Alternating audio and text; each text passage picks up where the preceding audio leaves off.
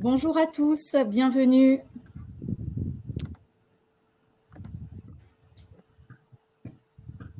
Bonjour, bienvenue. Nous vous proposons, on va démarrer dans une petite minute. Vous êtes plus de 300 personnes inscrites et là 150 présents, donc on va attendre encore quelques minutes le temps que les uns et les autres nous rejoignent.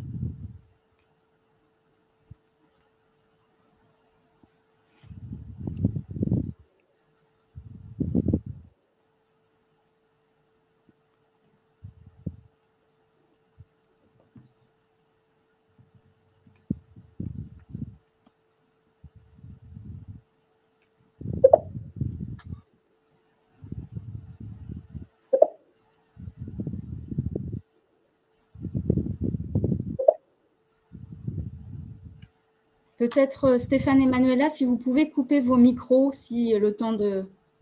Voilà, comme ça. Merci. Très bien, je vous propose de démarrer ce webinaire consacré à l'identité nationale de santé. Alors, moi, je suis Christelle Boulin, donc je travaille à l'Agence du numérique en santé et je suis chargée de piloter l'accompagnement du déploiement d'INS. Donc, avant de démarrer sur le fond du sujet, quelques petites informations pratiques. Donc, le support de présentation et le replay de ce webinaire seront mis en ligne sur notre site isanté.gouv.fr d'ici quelques jours. À l'issue du webinaire, vous recevrez directement dans votre boîte mail le replay. Donc, n'hésitez pas à poser vos questions plutôt dans l'onglet questions en bas à droite. Plutôt qu'utiliser le chat, ça nous permettra de bien identifier les questions. Alors, le programme est extrêmement chargé, mais on s'efforcera de répondre en direct à vos questions et si ce n'était pas le cas, on pourra vous adresser un mail. Alors, ce webinaire, en fait, il s'inscrit dans un cycle de webinaires à l'attention des services de PMI, des conseils départementaux. Le premier qui a eu lieu il y a quelques semaines portait sur la transformation numérique dans le secteur de la santé et du médico-social et précisait les enjeux pour les services PMI. Donc, si vous n'avez pas pu y participer, vous pouvez visionner le replay sur notre site et puis on vous a indiqué d'ailleurs sur ce support le lien pour retrouver le replay. Le second webinaire, donc celui d'aujourd'hui, porte sur l'identité nationale de santé. Et puis, nous vous proposons aussi un troisième webinaire là qui portera sur les messageries sécurisées de santé. La date n'est pas encore définie, mais on vous enverra aussi l'information très bientôt. Alors, ce webinaire a été préparé en collaboration avec le docteur Manuela Oliver, qui est la coordinatrice du groupe d'identito-vigilance en santé de la région PACA, et Stéphane Topalian, qui est chef de projet système d'information au département des Yvelines. Un grand merci à tous les deux nous avoir aidés à préparer ce webinaire et puis à l'animer, et puis piloté par Margot Buguet, qui travaille au sein de l'équipe INS. Alors, l'ordre du jour que nous vous proposons, c'est d'abord de vous présenter l'INS de manière assez synthétique. Ensuite, Manuela vous présentera les grands principes du référentiel national d'identito-vigilance qui s'impose désormais à l'ensemble des acteurs de la prise en charge. Nous passerons ensuite la parole à Stéphane qui vous partagera les actions très concrètes à mettre en œuvre à mettre en œuvre l'INS et vous donnera quelques conseils. Et puis, nous vous présenterons en dernier point les premiers cas d'usage que nous avons repérés et les questionnements que vous pouvez vous poser et les réponses que nous pouvons vous apporter. Alors, sans rentrer ici dans le détail de la stratégie du numérique en santé qui faisait l'objet du premier webinaire, l'idée ici, c'est de vous avoir remis un petit peu la maison que l'on présente et qui regroupe finalement l'intégralité des projets dans le secteur numérique de santé et médico-social. Et puis, tout en bas, là, vous voyez dans les fondations le projet d'identité nationale de santé qui est du coup le sujet sur lequel on va discuter, échanger aujourd'hui.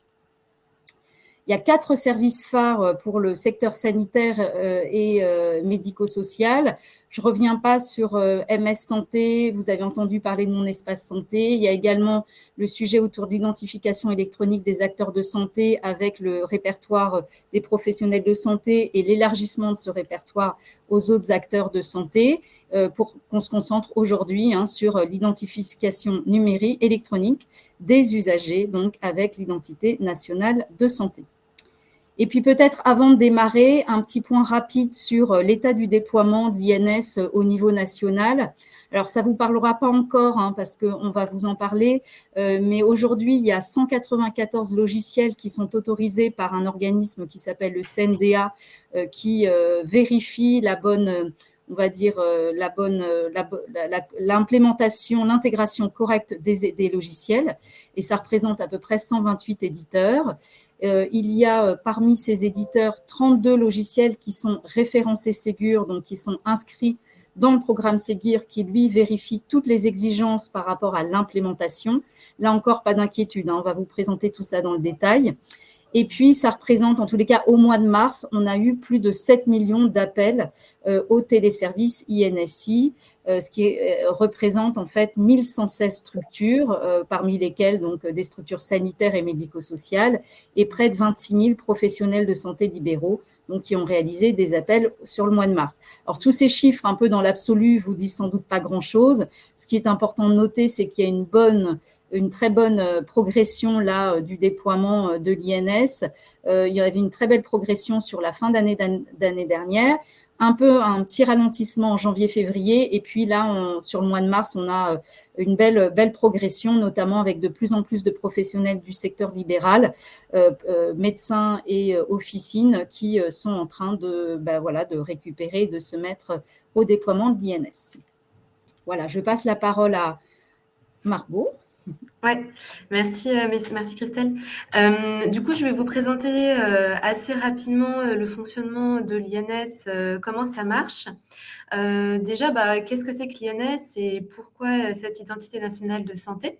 Donc, en fait, aujourd'hui, une personne peut avoir des identités différentes en fonction de la structure ou du professionnel chez lequel elle se rend, et puis de la manière dont elle va être enregistrée chez ces professionnels. Donc, par exemple, le médecin va prendre son nom de naissance. À l'hôpital, ça sera son nom de femme mariée qui sera donné. Et donc, avec ces identités multiples, s'assurer qu'on parle bien de la même personne, échanger et partager la donnée de santé, c'est tout de suite plus compliqué. Et donc, le projet INS vise à l'utilisation d'une même identité unique et pérenne qui est partagée par l'ensemble des professionnels qui prennent en charge, qui suivent, qui accompagnent la personne. Alors, en réalité, l'INS, c'est plus qu'un simple identifiant. C'est pourquoi on parle plutôt d'identité nationale de santé. Et cette identité, elle est composée de plusieurs éléments que vous voyez sur la diapo, donc à droite. D'une part, le matricule INS qui correspond au NIR ou NIA de l'individu. On reviendra là-dessus un peu plus tard. Et puis également de 5 traits d'identité qui sont le nom de naissance, la liste des prénoms de naissance, la date de naissance, le sexe et le code de lieu de naissance. Et ces traits INS, cette identité nationale de santé, elle provient des bases de référence nationales que vous allez interroger via le téléservice INSI qui sera intégré à votre logiciel. Et ce téléservice INSI, donc, il est mis en œuvre par l'assurance maladie.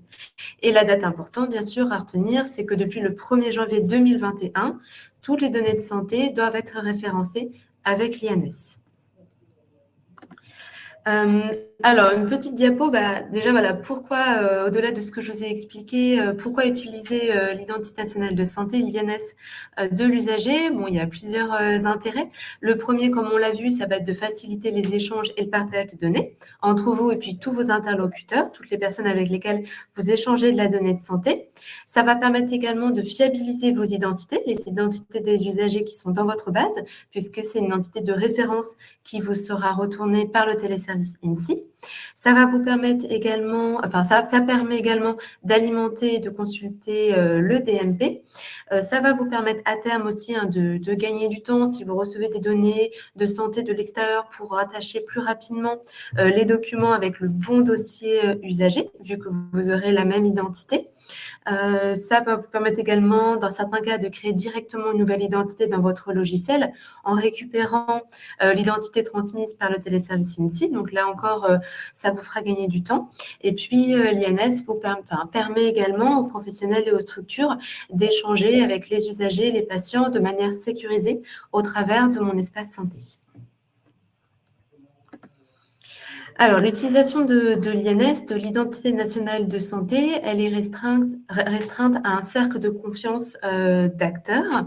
En fait, à partir du moment où votre structure, votre service, votre établissement traite de la donnée de santé dans le cadre du suivi, de l'accompagnement de la personne, eh bien, vous êtes concerné par l'INS. Donc, sur cette diapo, on a on a listé quelques types de structures qui sont concernées. Donc, toutes les structures du sanitaire, du médico-social, également autour du champ de la coordination et bien entendu les services de PMI qui sont concernés par l'INS. Et j'oubliais également de parler de la ville. Les acteurs de ville sont concernés par l'INS, que ce soit laboratoire, cabinet de radiologie et tous les acteurs libéraux. Alors, je ne vais pas vous passer en revue l'ensemble du corpus réglementaire, juste voilà, retenez qu'il y a différents articles du Code de la santé publique et un décret qui ont rendu obligatoire l'utilisation de l'INS pour référencer les données de santé. Ce qui est aussi important à retenir, c'est que le courant 2021, vous avez un arrêté qui a été publié et qui a rendu opposable 3 documents majeurs. Donc, ce sont le référentiel INS. Donc, le référentiel INS, il liste les mesures de sécurité et les modalités d'utilisation de l'INS. Le second document qui a été rendu opposable, c'est le référentiel national d'identito-vigilance ou RNIV. Donc ça, Manuela vous en parlera plus longuement. Et c'est ce document qui définit les bonnes pratiques en termes d'identification des usagers. Et enfin, pour finir, cet arrêté a aussi rendu opposable un troisième document, donc qui est le guide d'implémentation. Ce document, en fait, reprend les exigences du RNIV, du référentiel national d'identito-vigilance, et les décline à l'attention des éditeurs afin que ces derniers fassent évoluer leur logiciel pour vous permettre de respecter le RNIV. Alors, un petit point sur qui dispose d'une INS, d'une identité nationale de santé. Alors, en gros, l'immense majorité des usagers disposent d'une INS. Donc, soit vous êtes né en France, dans ce cas, vous êtes inscrit d'office dans le répertoire national d'identification des personnes physiques, donc on appelle ça aussi le RNIPP, quelques jours après votre naissance. Et donc, à ce titre, vous disposez d'un NIR / matricule INS et donc d'une INS. Ou alors, vous êtes né à l'étranger, mais vous êtes bénéficiaire de l'assurance maladie. Par exemple, vous travaillez en France. Eh bien, dans ce cas, vous disposez également d'une INS. Votre matricule INS sera de type NIA, donc c'est un numéro identifiant attente, le temps de l'immatriculation. Et puis, ce NIA se transformera en NIR une fois l'immatriculation terminée. Donc, grosso modo, tous les bénéficiaires de l'assurance maladie, qu'ils soient ouvrant droit ou ayant droit, donc les mineurs également, disposent d'un NIR et donc d'une INS. En fait, vous avez une minorité d'usagers qui ne vont pas disposer d'INS. Donc, ça va être, par exemple, les étrangers qui sont de passage, donc, par exemple, des touristes ou des personnes en situation irrégulière ou des personnes bénéficiaires de l'AME, de l'aide médicale d'État. Eux ne disposeront pas d'INS. Et bien entendu, dans ces cas-là, vous pourrez les prendre en charge de la même manière qu'aujourd'hui. Leurs données seront référencées avec d'autres types d'identifiants qui, là, seront plutôt des identifiants locaux comme ce que vous faites déjà aujourd'hui. Et donc, ce qu'il faut retenir, c'est que, en fait, l'absence d'INS, c'est pas bloquant pour la prise en charge de l'usager, de la personne. Alors, j'ai pas mal parlé donc du matricule INS, NIR, NIA, donc on va revenir un petit peu sur cette notion-là. Donc, le matricule INS, c'est un des composants de l'identité nationale de santé en plus des 5 traits que je vous ai listés au début. Donc, en fait, la loi consacre le NIR comme matricule INS. Et donc, le NIR, on vient de le voir, c'est le numéro d'inscription au répertoire des personnes physiques qui est géré par l'INSEE.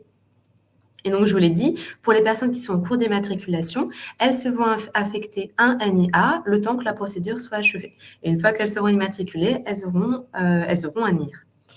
Alors, un petit point de vigilance à avoir en tête, le matricule INS, donc le NIR ou le NIA, peut être différent du numéro de sécurité sociale qui est utilisé pour le remboursement des soins.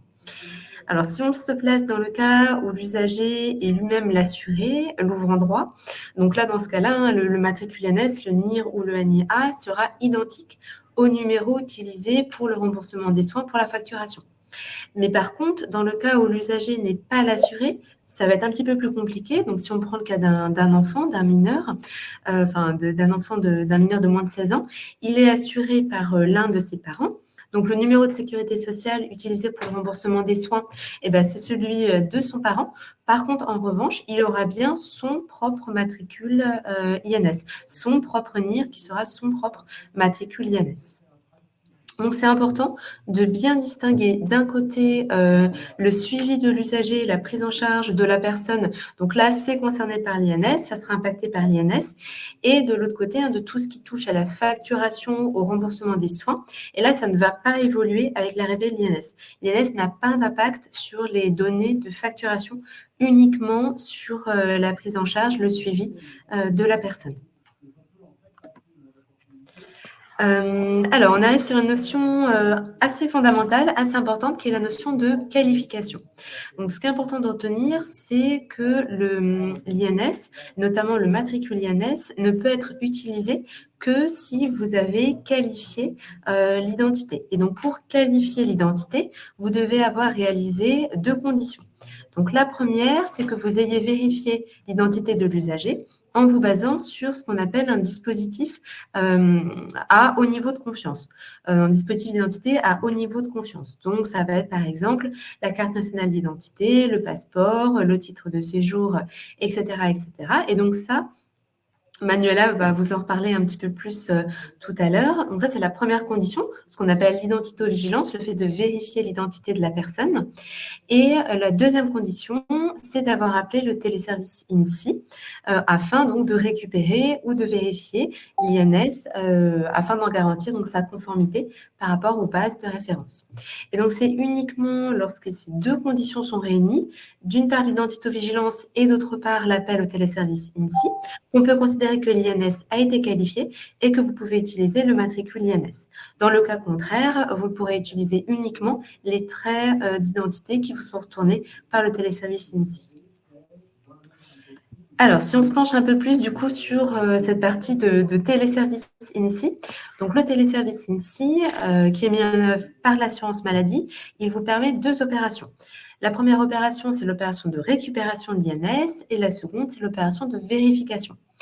Avant d'aller plus loin, un point important à retenir, c'est que pour accéder, pour s'authentifier et accéder à ce téléservice INSI, vous devez être doté d'une carte CPX nominative. Donc, il s'agit de cartes à puce pour les professionnels. Donc, notamment, vous avez la CPS, donc la carte de professionnel de santé, la CPE, carte de personnel d'établissement, et la CPF, carte de personnel en formation, et vous pouvez en commander si besoin sur le site de l'ANS. Il y a une autre solution également qui existe pour s'identifier électroniquement au téléservice INSI, qui sont les certificats serveurs ou certificats logiciels, mais je ne vais pas détailler cette solution là aujourd'hui. Donc, si on revient sur la première opération, qui est l'opération donc, de récupération, comme son nom l'indique, cette première opération, elle vous permet de récupérer l'INS qui est contenu dans les bases nationales de référence. Donc, une fois que vous êtes identifié avec votre carte CPX, vous avez 2 possibilités, 2 modalités pour appeler cette opération. La première, ça va être une lecture automatique de la carte vitale de l'usager, si vous l'avez avec vous. Et sinon, vous allez pouvoir appeler cette opération à partir d'une saisie des traits d'identité de la personne. Et donc, dans ce cas-là, vous devrez renseigner à minima le nom de naissance, le premier prénom de naissance, la date de naissance et le sexe de l'usager. Donc, l'appel va se faire de manière unitaire pour un usager à la fois et le téléservice ne va vous retourner qu'une seule réponse. Il ne va pas vous proposer une liste d'usagers s'il retrouve plusieurs identités approchantes dans la base. Donc, dans le cas où le téléservice a retrouvé une unique identité, il va vous retourner les données suivantes. Donc, le nom de naissance, en tout cas la liste des prénoms de naissance, la date de naissance, le sexe, le lieu de naissance, donc ce format code INSEE, c'est un code qui est différent du code postal, et puis bien entendu le matricule INS, NIR ou NIA. Et comme je vous le disais, hein, ces données, elles proviennent des bases nationales de l'état civil, des bases nationales de référence. Donc, si vous utilisez la carte vitale pour appeler cette opération, les données qui vous sont renvoyées, ce ne sont pas celles qui sont contenues dans la carte vitale, hein. Ce sont bien celles de l'état civil. La carte vitale, dans ces cas-là, c'est uniquement en fait un support pour appeler l'opération de récupération. Donc ça, c'était pour faire le point sur la première opération. Et sur la deuxième opération, donc l'opération de vérification, donc là, il y a deux principaux cas d'usage pour cette opération.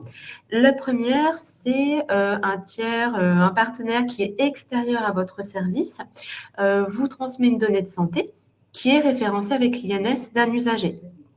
Et vous, de votre côté, vous n'avez pas encore qualifié l'INS de cet usager, et ben dans ce cas-là, vous allez appeler l'opération de vérification, tout simplement pour vous assurer que ce que le partenaire vous a envoyé, c'est bien conforme aux bases de référence. Donc ça, c'est le premier cas d'usage, quand vous recevez une donnée de santé de l'extérieur.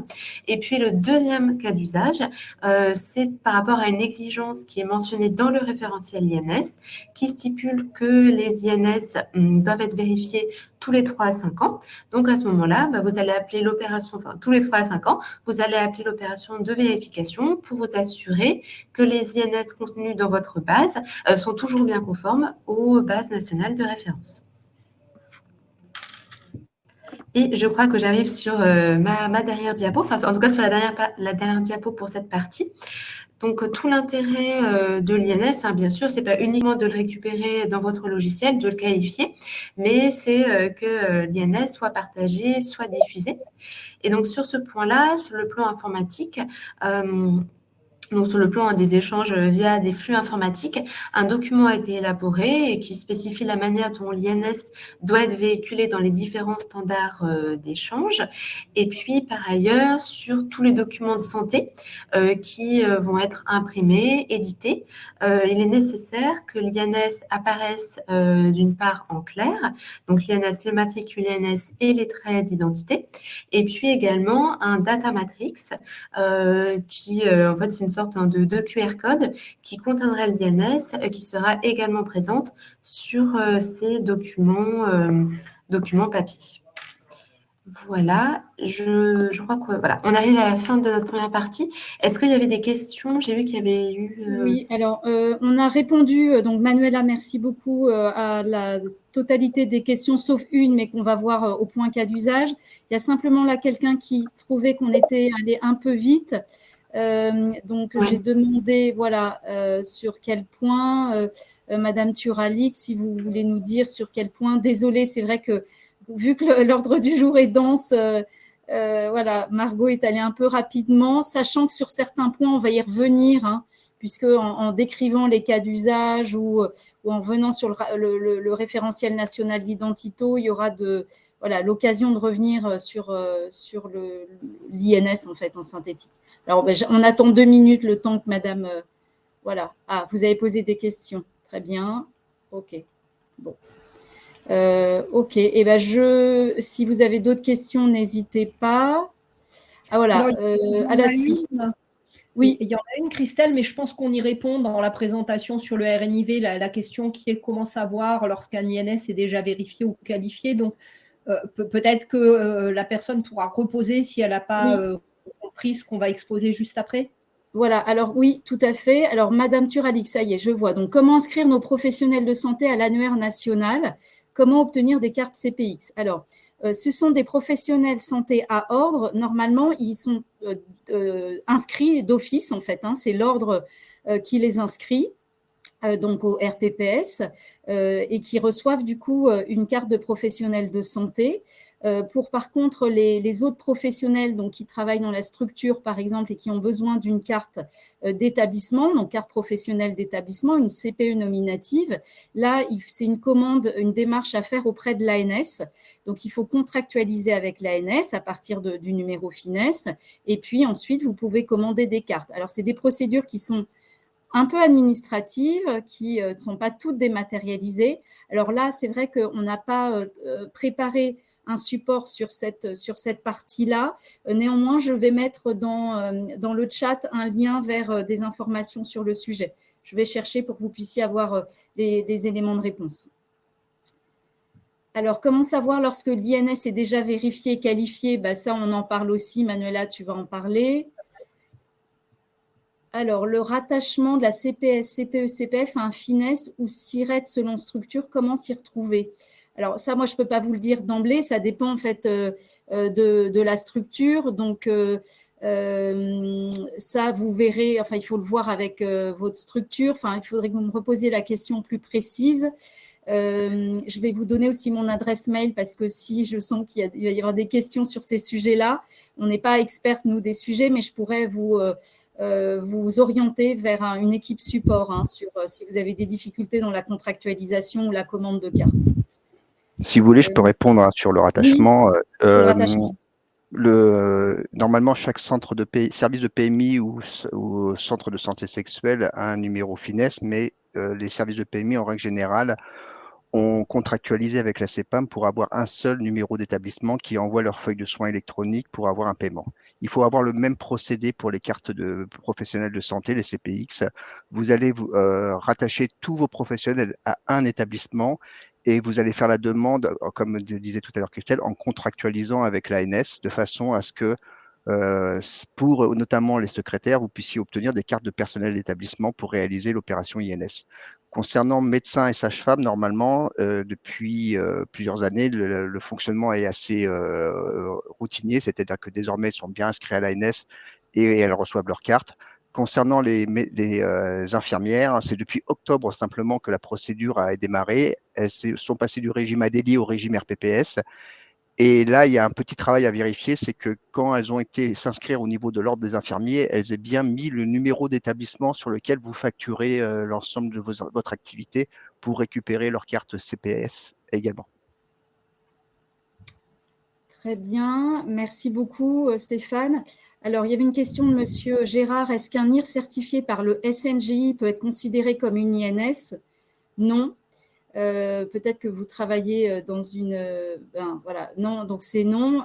En fait, l'INS est bien considéré comme qualifié, vérifié, certifié par l'appel au téléservice INSI. Donc, on ne peut pas considérer un NIR certifié par le CNGI, par exemple pour d'autres procédures, comme par exemple les démarches auprès de la MDPH, qui effectivement, le NIR est bien certifié par le CNGI, SNGI, mais ne peut pas être considéré comme l'INS voilà, qualifié. Et pour compléter ta réponse, Christelle, je rajouterais que le NIR, ça constitue le matricule INS. Oui, l'INS, tout à fait, il manque les traits. Il y a les traits d'identité, il y a les traits d'identité, il ne faut pas oublier. Et les traits sont aussi importants que le matricule dans l'INS. C'est un tout. Tout à fait. Alors, une autre question, avons-nous la légitimité pour faire un contrôle d'identité avec la carte d'identité ou passeport nécessaire à la qualification? Manuela va y revenir. Alors, moi, j'aime pas le terme de contrôle d'identité parce qu'en fait, c'est pas de ça dont il s'agit.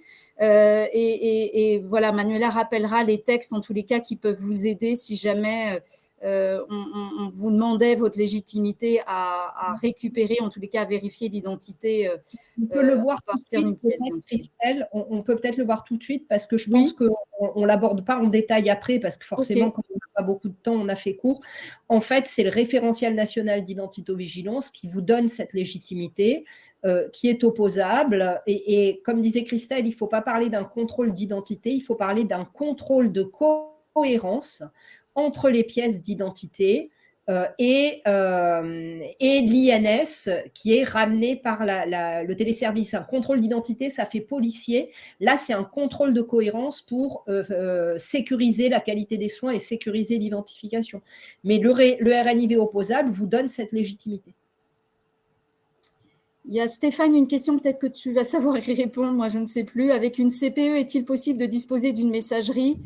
Alors, de toute façon, je ne pense pas pour l'ensemble des professionnels répertoriés de l'établissement. Non, ce sera avec une CPE, on aura ce qu'on appelle une messagerie organisationnelle, c'est-à-dire que vous pourrez avoir…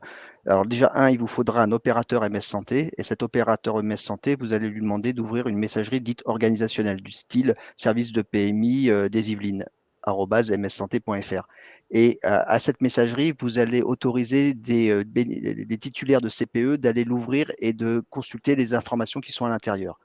C'est différent de la messagerie sécurisée nominative où là, seul le professionnel de santé a accès. Une question peut-être, Manuela, si tu veux y répondre, c'est pour vérifier l'INS d'un enfant, faut-il obligatoirement… ah oui, bah, il y a une diapo dessus, d'accord. Voilà, exactement, diapo. Est-ce qu'un médecin peut avoir plusieurs cartes CPS en fonction de lieu où il travaille? Non, il ne me semble pas, hein, c'est une CPS, mais avec éventuellement plusieurs lieux d'exercice. Jusqu'à 8 lieux d'exercice. Oui, voilà. Donc, l'autre question était répondue. Pour les infirmières puéricultrices, on a répondu aussi. Je pense qu'on a fait le tour des réponses, enfin des questions. Alors, il y a encore une question, j'ai lu. Ah ben non, c'est bon, c'est répondu dans le chat. Parfait. Okay. Oui, et juste peut-être pour préciser, du coup, voilà, par rapport au fait que, parce que je ne l'ai pas mis dans la réponse, que l'usager, effectivement, ne peut pas se poser à l'utilisation de son INS, mais vous devez l'en informer. Et on a fait des affiches et des pliants pour justement vous aider à sensibiliser vos usagers. Voilà. Oui, tout à fait, merci Margot. Alors, peut-on télétransmettre avec une CPF? Alors, là, on va essayer de se recentrer sur… l'appel au téléservice INSI, donc attention à ne pas confondre avec la télétransmission des feuilles de soins. Moi, la télétransmission, je ne sais pas si on peut la faire avec une CPF. Toujours est-il que l'appel au téléservice INSI pour récupérer l'INS d'un patient ou d'un usager, eh bien, peut être fait avec une CPF dès lors qu'elle est bien nominative.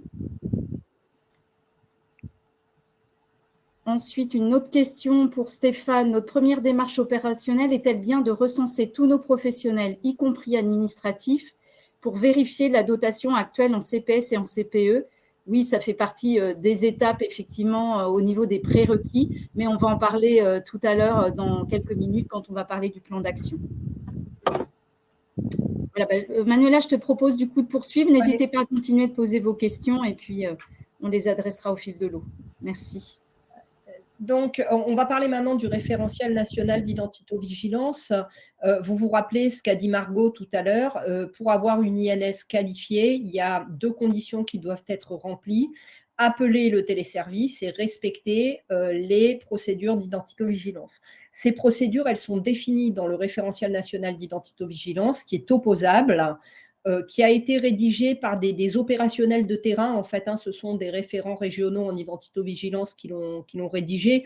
Juste pour vous dire, évidemment en concertation avec les instances nationales, mais juste pour vous dire que c'est quand même issu du terrain et ça se veut pragmatique et opérationnel. Ce RNIV, il est opposable à tous et comme il est opposable à tous, il est décliné en différents volets. Pourquoi? Parce que les problématiques ne sont pas les mêmes en ville, elles ne sont pas les mêmes à l'hôpital, elles ne sont pas les mêmes en PMI. Et donc, il fallait qu'on décline un petit peu, tout au moins, tout ce qui était les exigences organisationnelles. Par contre, il y a un volet qui est opposable à tous, c'est le volet socle. Et là, ça décline bien les conditions, on va dire, de sécurisation de l'identification et de l'utilisation de l'INS, entre autres choses. C'est bien plus large, mais ça décline ça. Donc, on va vous présenter ici quelques mesures phares. Évidemment, ça ne peut pas vous dispenser de prendre connaissance du volet socle parce que, vu le temps imparti, on cible vraiment sur quelques mesures phares qui intéressent l'identité nationale de santé. Donc, la première chose, c'est quels sont les traits qu'on doit obligatoirement saisir pour créer une identité dans le logiciel, du coup. Donc, il y a des traits stricts qui doivent être obligatoirement saisis. Le nom de naissance, le premier prénom de naissance, la date de naissance, le sexe et le lieu de naissance en code géographique officiel. Évidemment, des fois, quand on crée un dossier, on ne connaît pas toujours le lieu de naissance et ça, c'est prévu. Il y a un cas particulier où on dit on a besoin de créer une identité, mais on ne connaît pas le lieu de naissance. On va saisir le code inconnu, c'est 99 999. Ce que dit le RNIV également, c'est dès qu'on peut, pour les usagers éligibles, donc ceux qui disposent d'une INS, il faut qu'on fasse appel au téléservice pour enrichir l'identité et donc la compléter par la liste des prénoms de naissance et le matricule INS et son identifiant technique. Donc, bien évidemment, si le téléservice vous a renvoyé une réponse positive.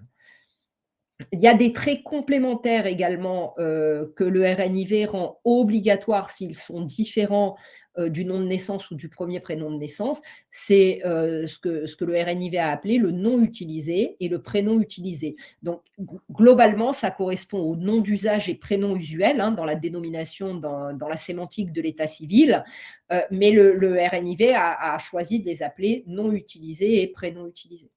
Des règles de saisie sont également imposées, finalement, tout simplement pour que vous saisissiez en local en respectant les mêmes règles que les règles de l'INS. Donc, ça, on saisit les noms et les prénoms en majuscules, sans utiliser d'accent, sans utiliser aucun caractère diacritique, sans utiliser d'abréviation. Par contre, on conserve les traits d'union et les apostrophes qui pourraient être présents dans les noms et les prénoms. On arrive sur la diapositive compliquée de cette présentation. On va parler des statuts et des attributs de l'identité. Donc, le statut de l'identité, ça confère un niveau de confiance à l'identité. Et le RNIV a distingué 4 statuts différents. Tout d'abord, le statut identité provisoire, qui est le statut de plus bas niveau de confiance. Ça correspond à une identité qu'on a créée localement et dont on n'a pas pu contrôler la cohérence par rapport à un document d'identité. Ce statut, il doit être que transitoire, évidemment. Quand on a pu contrôler la cohérence de cette identité avec les traits d'identité présents sur une pièce d'identité, à ce moment-là, on peut passer volontairement l'identité au statut identité validée. Je dis passer volontairement parce que le RNIV interdit l'utilisation de scripts informatiques qui valideraient automatiquement les identités. Il doit y avoir un contrôle humain. Donc, le statut identité validée. Et vous voyez, dans ces 2 statuts, il n'y a pas d'identité nationale de santé. Maintenant, on a appelé le téléservice INSI. On a récupéré une INS. On a contrôlé sa cohérence. Et avec l'identité locale, on s'est assuré que l'identité renvoyée correspondait bien à l'usager qu'on a physiquement en face de soi. Et on remplace les traits de l'identité locale par les traits de l'INS, donc le nom, la liste des prénoms, la date de naissance, le sexe, le code du lieu de naissance. À ce moment-là, l'identité acquiert le statut identité récupérée. Mais le statut qu'il faut atteindre, et qui est le seul qui va nous permettre d'utiliser le matricule INS pour référencer les données, les échanger, les partager, c'est le statut identité qualifiée, qui correspond aux 2 conditions inclusives dont vous a parlé Margot tout à l'heure. L'identité a été récupérée par interrogation du téléservice et elle a été contrôlée. Sa cohérence a été contrôlée par rapport à une pièce d'identité de haut niveau de confiance. Et pour répondre à la question du chat tout à l'heure, comment on va savoir qu'une identité est qualifiée? Mais c'est votre système d'information qui va disposer de ces statuts. Dans le logiciel de la PMI, il y aura ces 4 statuts. Et par exemple, pour valider, il faudra cliquer « c'est bon, j'ai vu une pièce d'identité » et ça passera à valider. Le statut récupéré, il le mettra tout seul quand vous aurez récupéré les traits du téléservice. Et qualifié, j'ai contrôlé l'identité, j'ai une identité validée et j'ai interrogé le téléservice, ça passera tout seul à qualifier. Alors, il y aura des codes couleurs peut-être ou des petites lettres devant l'identité pour vous signaler que l'identité est qualifiée. Voilà, là, j'ai tout dit sur cette diapositive. Alors, quelles sont les pièces d'identité qui permettent de valider une identité? Il n'y en a pas beaucoup. Il y a la carte nationale d'identité et le passeport pour les usagers français. Pour les usagers étrangers, le passeport, le titre de séjour ou la carte d'identité nationale pour les usagers européens de l'Europe géographique. Et pour les mineurs qui, effectivement, n'ont pas toujours une pièce d'identité, le livret de famille ou un extrait d'acte de naissance, mais accompagné d'une pièce d'identité du responsable légal, du parent le plus souvent, ou du tuteur, permettent de valider une identité. Carte vitale, permis de conduire, ce ne sont pas des pièces à haut niveau de confiance qui vont permettre de valider une identité. Alors, du coup, j'ai vu qu'il y avait des questions dans le chat. C'est bon, pour le sexe, c'est répondu.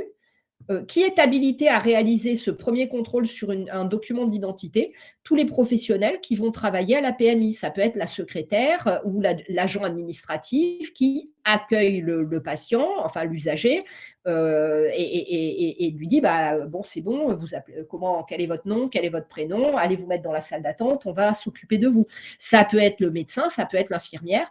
Tout professionnel qui travaille à la PMI est habilité. C'est à vous de décider qui le fait, sous réserve évidemment que vous soyez assuré de la formation de ce professionnel. Il connaît les règles d'identito-vigilance, il a été formé, il comprend ce qu'il fait quand il valide et qu'il passe l'identité dans ses différents statuts.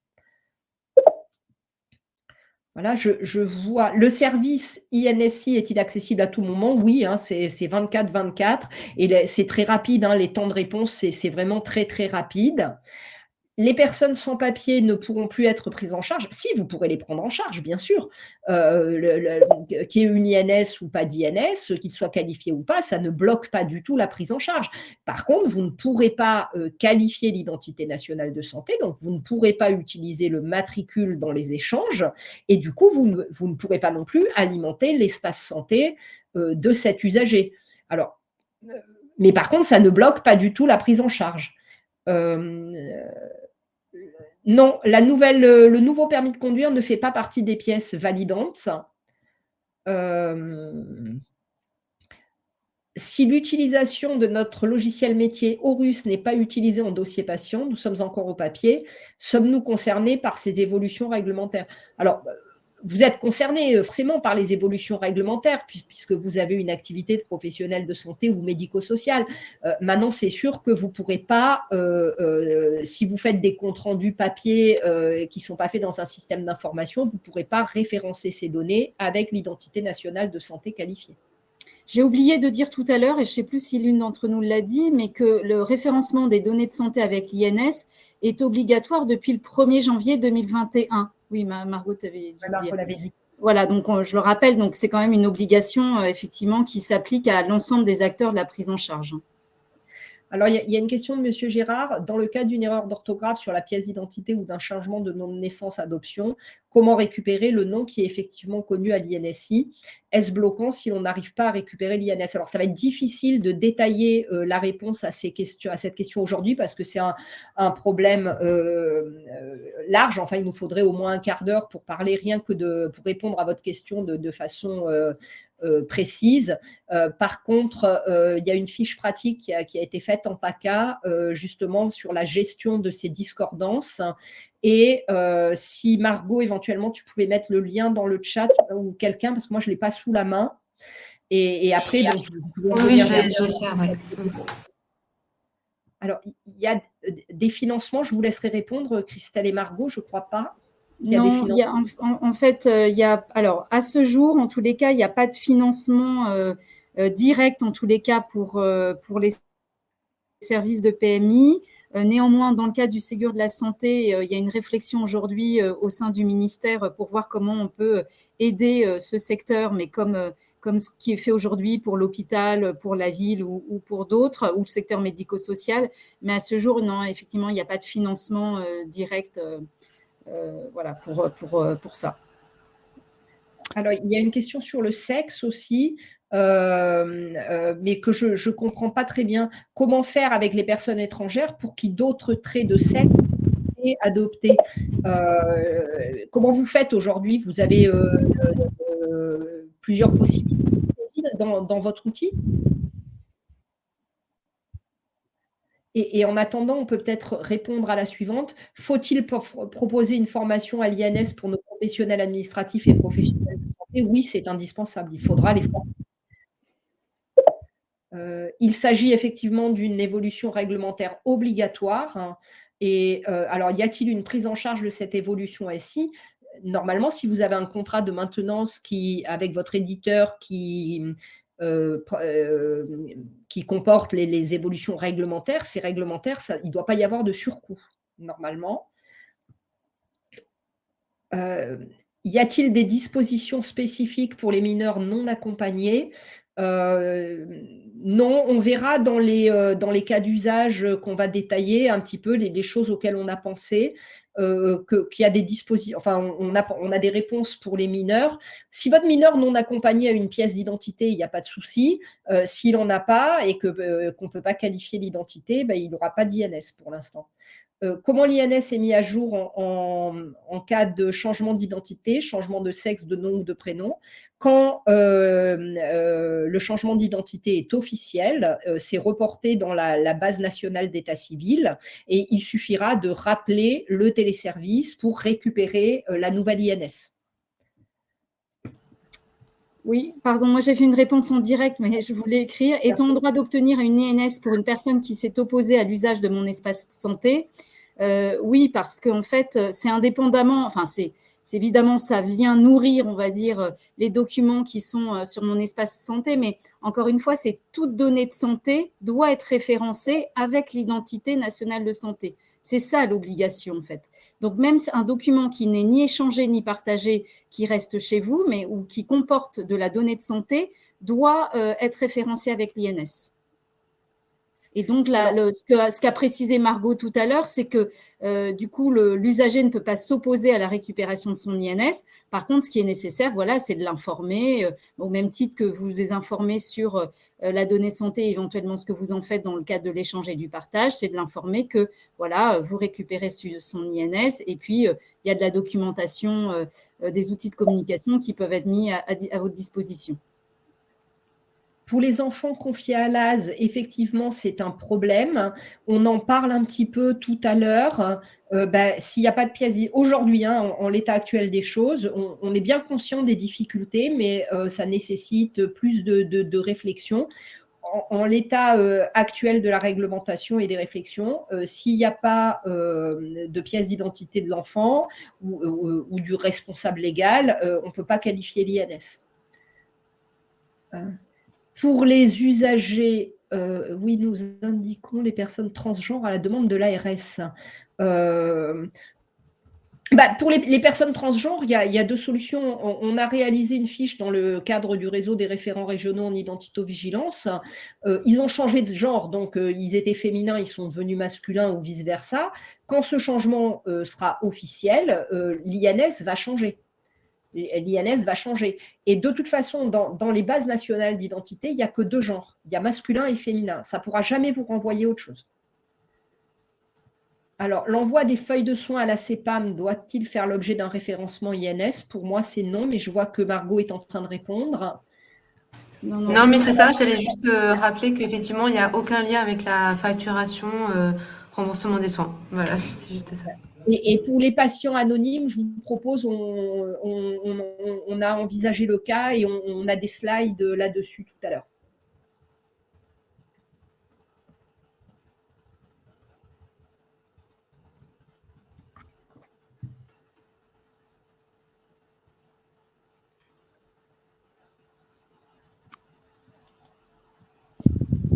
Je crois qu'on a fait le tour des questions. Alors, attends, il y en a qui arrivent encore. Alors, sur le DMP, il y aura peut-être quelque chose. Moi, j'avais répondu que chacun aurait son espace de santé, y compris les mineurs. Et par contre, ce que je n'ai pas précisé, c'est que les mineurs, pour les mineurs, les personnes qui disposent de l'identité parentale ont évidemment accès à l'espace santé du mineur. Par contre, je ne peux pas répondre à la suite de la question sur le DMP. Je ne suis pas assez sur le sujet. Je ne sais pas non plus. Actuellement, on va notre espace dans le DMP, il faut le carte vite.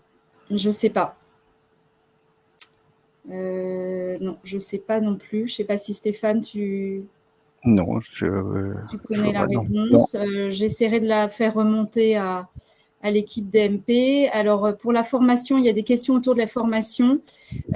Oui, bien entendu, c'est bien de prévoir une formation. Alors, vous pouvez vous appuyer en fait sur plusieurs acteurs, en effet. Donc déjà, sur le site de l'ANS, nous, on vous remettra la page où on peut trouver tout un ensemble de ressources, donc qui sont un peu les fondamentaux, on va dire, de l'INS. En fait, ce qu'on vous a présenté ici, donc ça, c'est bien de repartir de ça. Bien évidemment, il faudra vous appuyer aussi sur ce que propose l'éditeur En général, l'éditeur aussi propose une formation puisque votre logiciel va évoluer et donc c'est important que voilà, l'éditeur aussi puisse vous permettre d'une bonne prise en main. Donc en général, l'éditeur a ça également. Et puis effectivement, en région, donc il y a, on va dire, les référents et les chefs de projet INS, donc référents identito-vigilance et chefs de projet. Il y en a à minima une personne par région, parfois c'est davantage quand la région est grande, ou en tous les cas quand la région s'est dotée de moyens. Donc en région PACA, eh bien, c'est Manuela qui peut être votre interlocutrice. On va vous remettre aussi la liste des référents région. Donc n'hésitez pas à les contacter, soit déjà pour clarifier un des points qu'on aurait présenté ici, mais qui a besoin voilà, d'être un peu plus explicité. Donc n'hésitez pas à vous rapprocher d'eux. Il y a aussi dans des régions, effectivement, ils ont construit des kits de communication, de formation. Donc, vous pouvez tout à fait vous appuyer sur eux. Et merci à la personne qui a suggéré voilà, les ARS et les grades. Alors, pour ceux qui ne connaissent peut-être pas, donc les ARS, bon, ça j'imagine bien sûr vous connaissez, donc Agence régionale de santé, qui eux, à leur niveau, appliquent, on va dire, la stratégie de santé nationale. Et puis, en fait, ils se sont on va dire, sur le sujet numérique, ils se sont, on va dire, dotés d'un bras armé extrêmement solide qui est le GRADE. Je ne connais jamais le libellé exact, mais en tous les cas, c'est un organisme, enfin pas un organisme, une structure qui va déployer les services numériques, soit les services numériques développés au niveau national ou aussi des services régionaux en propre et donc avoir une offre de services pour les acteurs de la santé et du secteur médico-social. C'est des acteurs sur lesquels vous pouvez vous appuyer.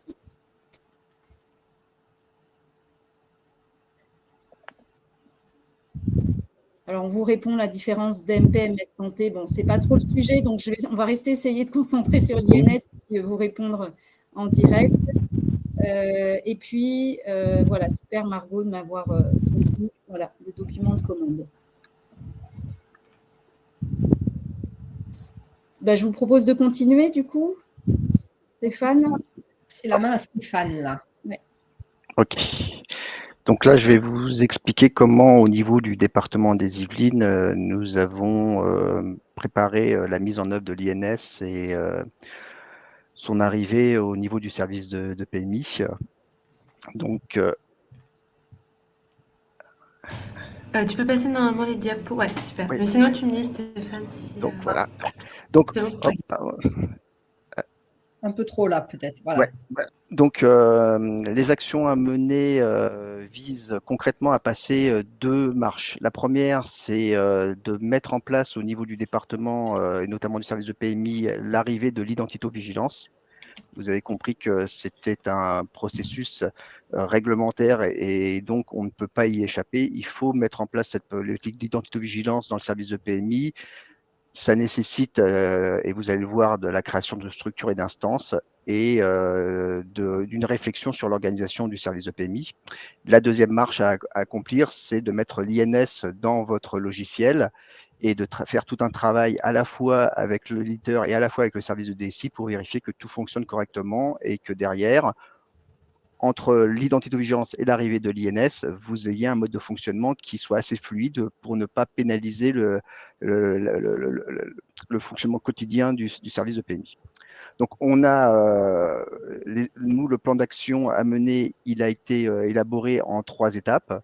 Un, cadrer le projet parce que c'est un gros projet et donc il faut déjà en voir toute la dimension. Donc, ça nécessite notamment d'identifier les instances qui sont à mettre en œuvre. Deuxièmement, il faut travailler sur la mise en œuvre, c'est-à-dire tout ce qui est question d'organisation et d'identito-vigilance, tout ce qui est système d'information, tout ce qui est juridique.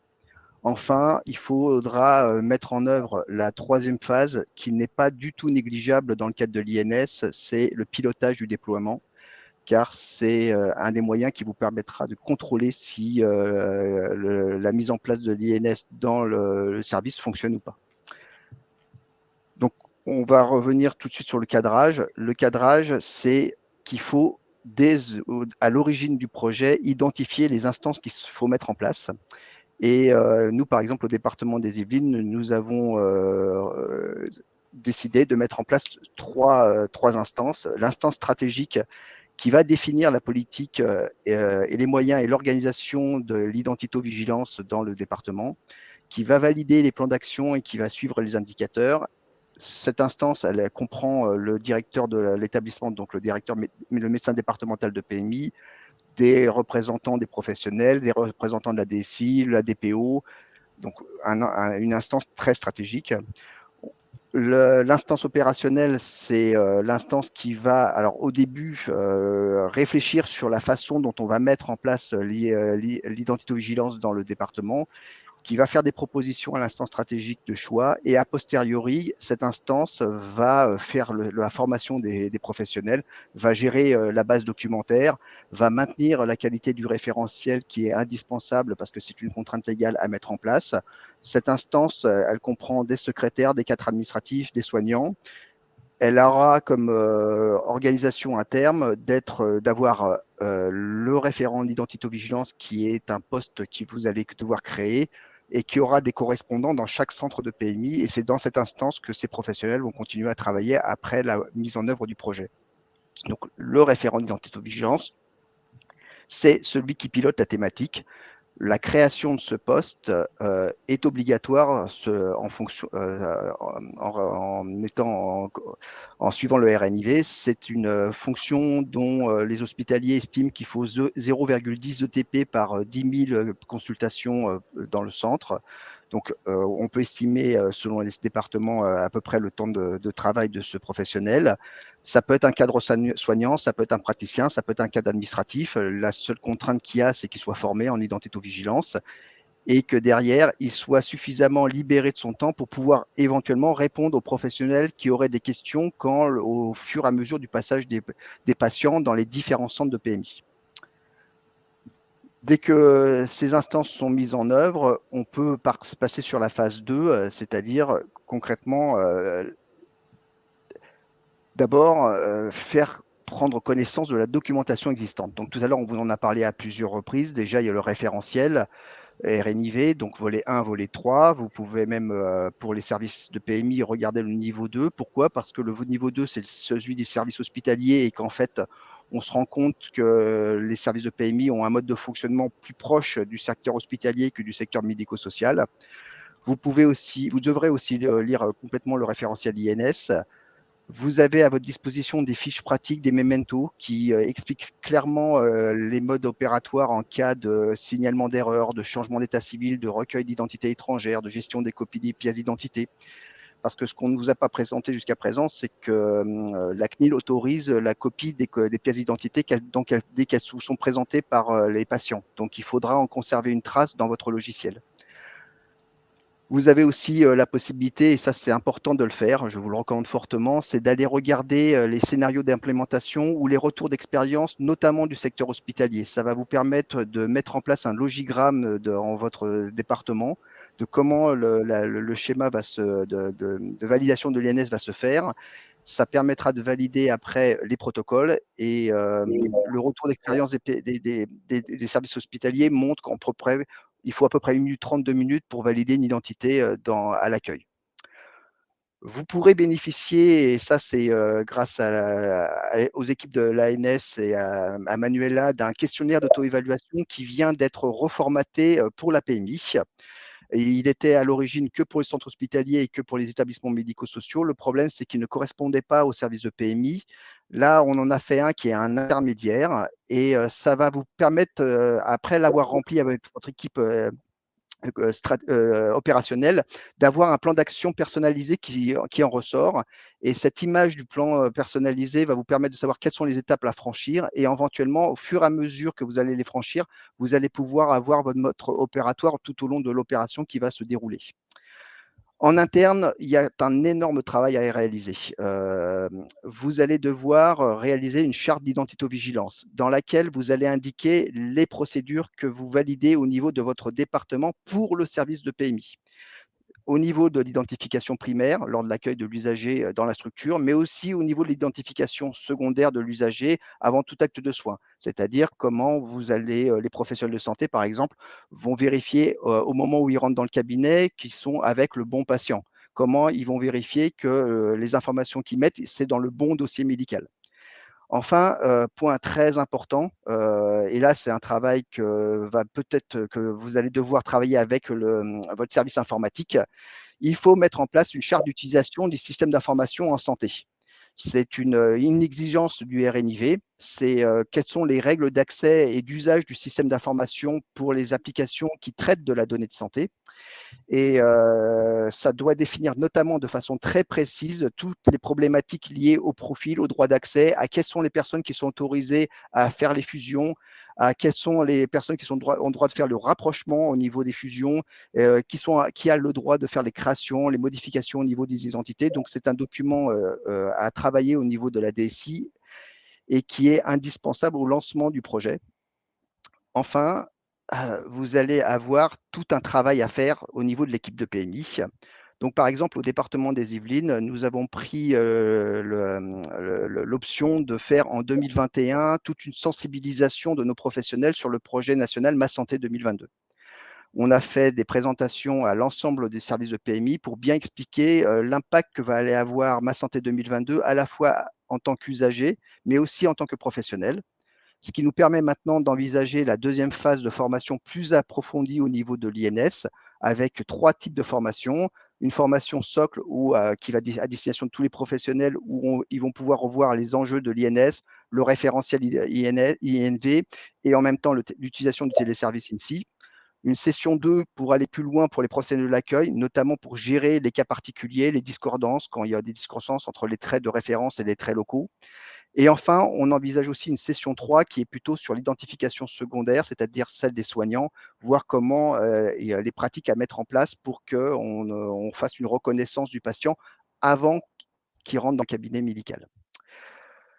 Au niveau de la communication, on a prévu des affiches et des flyers à la fois à destination des usagers et des professionnels. Et vous avez sur le site de l'ANS un kit de communication qui est disponible, auquel vous pourrez vous référer. Et il y a un ensemble d'affiches qui peuvent être diffusées à l'intérieur, soit des salles d'attente pour les centres de PMI, soit dans les salles de restauration pour les professionnels. Ça permet de communiquer de façon assez rapide des informations essentielles.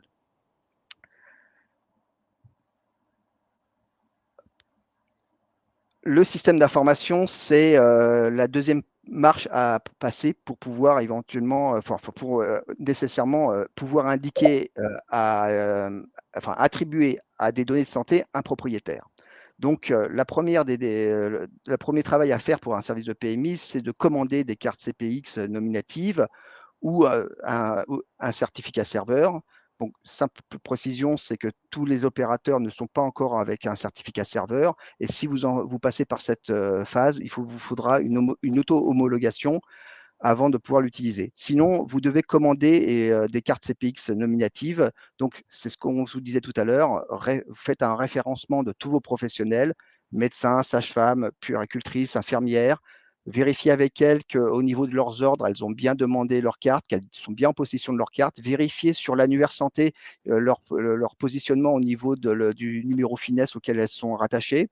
Et pour les professionnels qui sont à l'accueil, de bien vérifier et de demander les cartes de personnel d'établissement avec une demande à faire au niveau de l'ANS en contractualisant avec l'ANS. La deuxième étape, c'est évidemment de prendre contact avec votre éditeur. Il faut être en relation permanente avec son éditeur. Nous, aujourd'hui, par exemple, dans le département des Yvelines, nous travaillons avec la société Inetom pour le logiciel Horus. Pourquoi? Parce que ce n'est pas simplement une phase de je mets l'INS dans le logiciel. Il y a tout un mode de fonctionnement derrière qui va se greffer. C'est pas l'INS, c'est pas un élément séparé du service de PMI, mais il va irriguer toutes les logiques organisationnelles de l'établissement et donc il va avoir un impact. Et il faut travailler cet impact avec votre éditeur en amont, de façon à ce que, par exemple, tout à l'heure, Manuela vous expliquait, vous pouvez gérer des attributs. La question qui peut être posée, c'est est-ce que les 3 attributs qui sont disponibles sont suffisants pour gérer la PMI? Vous pouvez tout à fait envisager la création d'autres attributs pour avoir une possibilité de gérer tous les cas de figure qui pourraient avoir lieu dans un centre de PMU ou dans un centre de santé sexuelle. Vous allez aussi avoir besoin de tester la version, c'est-à-dire que l'ANS vous proposera un cahier de texte. Dès que votre éditeur vous mettra à disposition la version avec l'INS, vous pourrez faire des tests pour vérifier que ça correspond aux exigences au niveau réglementaire. Enfin, vous devrez travailler avec votre éditeur pour regarder si la diffusion de l'INS est correcte. Diffusion de l'INS au niveau des ordonnances, au niveau des messages qui vont aller vers l'extérieur. Tout ça, ça nécessite un gros travail avec son éditeur. La phase suivante, ça concerne un état des lieux de la situation des éditeurs sur le secteur de la PMI. Ouais, et du coup, merci Stéphane. Je vais juste reprendre la parole juste pour cette diapositive. Du coup, pour vous présenter l'état d'avancement des trois éditeurs, principaux éditeurs du secteur.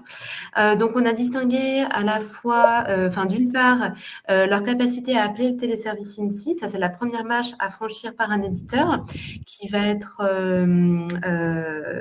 qui doit être, autorisé par un organisme qui s'appelle le CNDA. Donc, quand l'éditeur est autorisé, ça veut dire qu'il est en capacité d'appeler le téléservice INSI. Mais cette partie-là n'est pas suffisante. Il faut aussi, d'autre part, que l'éditeur respecte donc le guide d'implémentation. Comme je vous l'ai expliqué au début, le guide d'implémentation reprend les exigences du RNIV. Donc, sur ce point-là, sur Inetum, donc l'éditeur est autorisé pour l'appel via carte CPX. Donc, il travaille actuellement sur le volet sur le volet certificat logiciel. Donc, ça, c'est ce qui concerne l'appel au téléservice INSI. Et sur le volet respect du guide d'implémentation, l'éditeur nous a indiqué que les développements étaient en cours pour respecter, du coup, ces exigences-là. Concernant ArchMC2, là aussi, donc là, l'éditeur a fait le choix en fait de passer par un intégrateur. Je ne rentre pas trop dans le détail, mais en gros, ça fait que vous n'allez pas forcément le voir apparaître dans la liste des éditeurs autorisés par le CNDA. Mais en tout cas, l'éditeur est quand même bien en capacité d'appeler le téléservice INSI. Et de même, les travaux sont en cours sur la partie respect du guide d'implémentation. Et enfin, Worldline, l'éditeur est en cours d'autorisation. Il n'est pas encore en capacité, la solution n'est pas encore en capacité d'appeler le téléservice INSI. Et de même que pour les deux autres éditeurs précédents, cités précédemment, il est aussi en train de travailler sur la mise à jour de son logiciel pour être totalement conforme au RNIV. Margot, il y a quelqu'un qui nous parle de la société. J'ai pas d'informations sur cet éditeur-là, mais je note. Oui, et si vous pouvez nous préciser peut-être le nom du logiciel, et si vous avez un contact dans cette société, nous, on peut tout à fait prendre contact avec cette société, puis lui expliquer, voir où il en est. Et puis, je vais vous remettre nos adresses mail et vous pouvez… Ok, super. Voilà. Et puis, on va mettre nos adresses mail si vous voulez nous réécrire ensuite pour nous demander qu'on ait votre adresse mail pour qu'on puisse vous informer.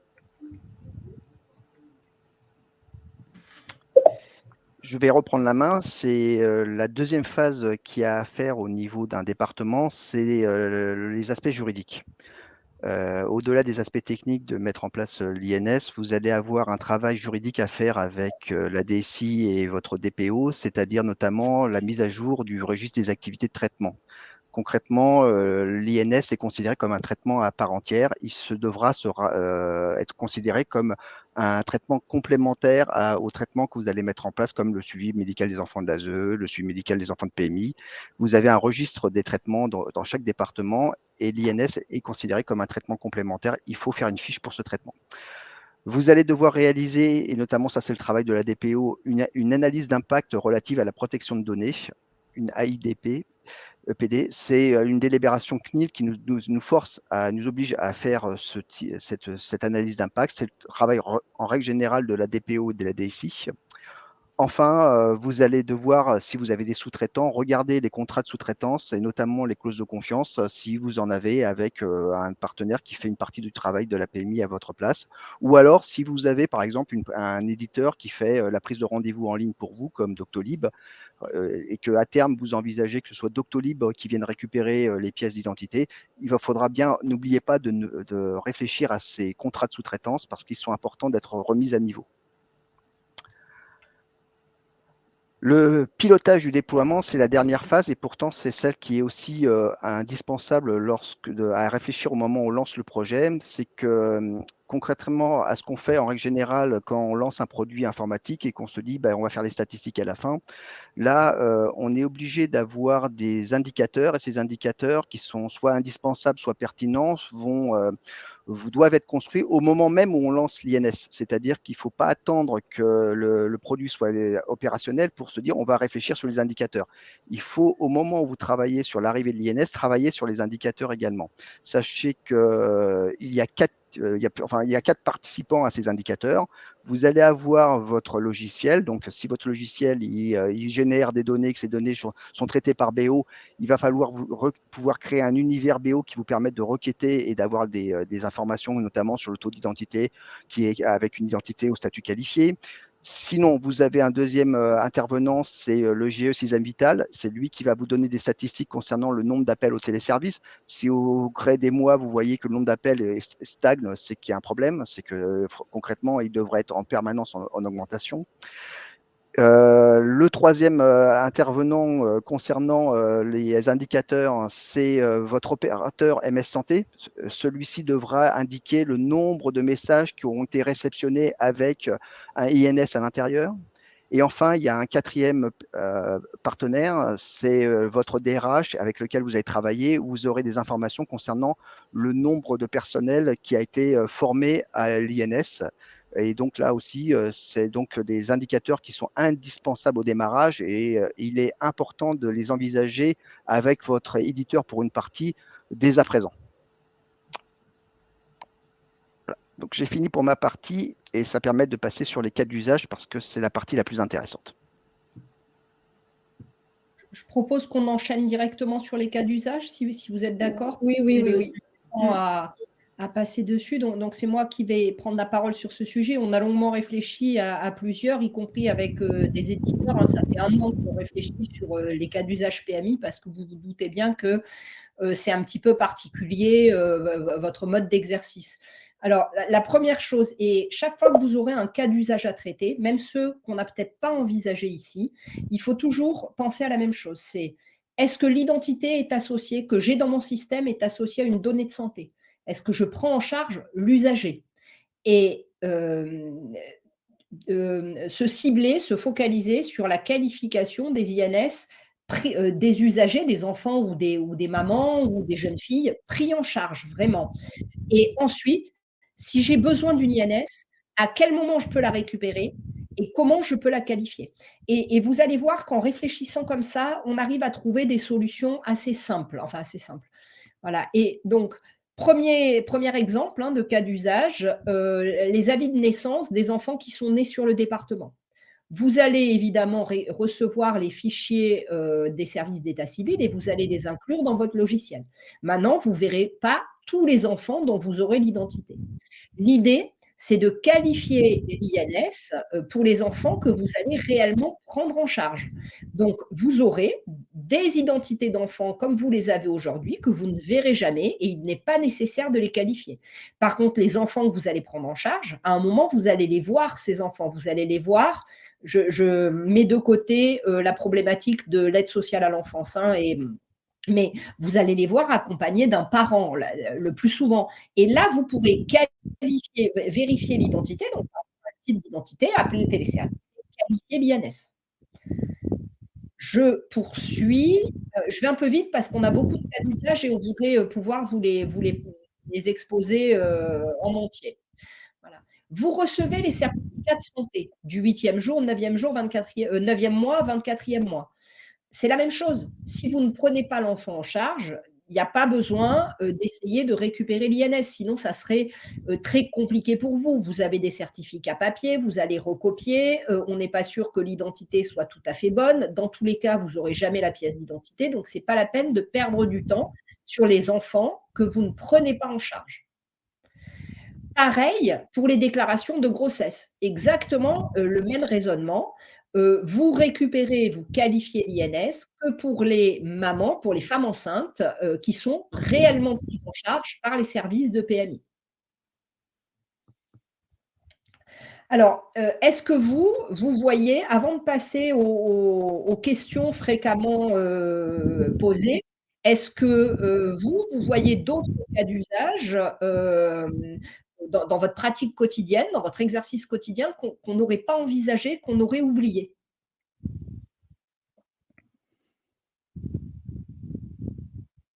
Alors, le bilan de santé en école maternelle, on le traite dans une diapositive sur les questions. Effectivement, il y a du boulot et il y a c'est un vrai sujet, le bilan de santé en école maternelle. Vous allez voir. Je vous propose du coup qu'on passe. Alors, je ne sais pas ce que c'est, moi, les CPEF.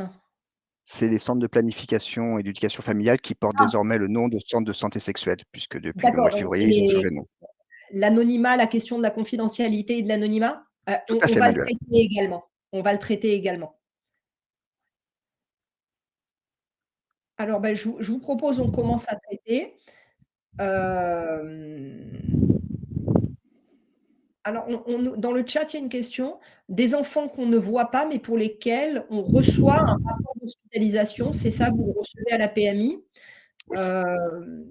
Oui, c'est vrai, ce cas d'usage, on ne l'a pas traité. Mais Alors, là non plus, on n'aura pas forcément, les papiers d'identité des parents. Donc en fait, on est comme dans le cas d'une liaison externe.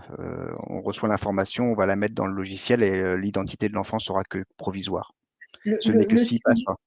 alors oui, tu as raison, Stéphane, mais le sujet, c'est si vous le recevez si vous recevez l'information informatiquement avec un flux et que vous recevez une identité nationale de santé, pour pouvoir l'intégrer, vous devez la vérifier. Et si vous n'avez pas un contrat de confiance avec l'émetteur, vous ne pouvez pas récupérer le statut.